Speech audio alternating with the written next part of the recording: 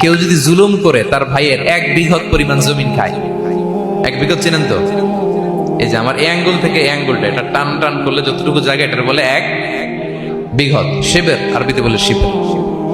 হ্যাঁ, মান যালামা কিদা শিবের। বিষ্ণু বলেন এই 1 শিবের 1 বিঘত জমি যদি কেউ অন্যায়ভাবে জুলুম করে তার ভাইয়ের কাছ থেকে খায়, কিয়ামতের দিন তুবিকা আলাইহি সাবউ আরাদিন, এই 7 জমিনকে আল্লাহ তাআলা তার ঘাড়ে চাপাবে। খা এবার, খা।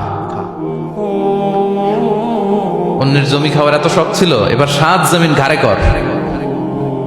কিয়ামতের ময়দানে আপনার দেহটারে বিশাল আকৃতির করা হবে, এই 7 জমিনকে আপনার কাঁধে তুলে দেওয়া হবে।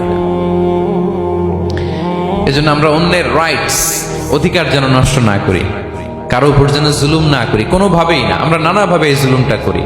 আমরা প্রায় দাদার সম্পত্তি থেকে ফুফুদেরকে বঞ্চিত করি, বাবার সম্পদ থেকে বোনদেরকে বঞ্চিত করি। হ্যাঁ, নিজের ভাই আরেক ভাইকে, আপন ভাই ভাইকে বঞ্চিত করে, জুলুম করে। এরকম দৃশ্যপট আমাদের সমাজে আছে না নাই বলেন তো? কিয়ামতের দিন আল্লাহর সুপ্রিম কোর্টের কাঠগড়ায় হিসেব দিতে হবে। আর এই জালিমদেরকে আল্লাহ তাআলা পছন্দ করেন না। এবং সবচেয়ে ভয়ঙ্কর ব্যাপার হচ্ছে, আপনি যখন কারোর উপর জুলুম করেন, ওই মাজলুম আর আল্লাহর মাঝখানে কোনো ফারাক থাকে না। আল্লাহ ওই ফারাকের পর্দা উঠায় নেয়। বিষ্ণুই বলেন ইত্তাকি দাওয়াতাল মাজলুম, তোমরা মজলুমের বদদোয়াকে ভয় করো, খবরদার।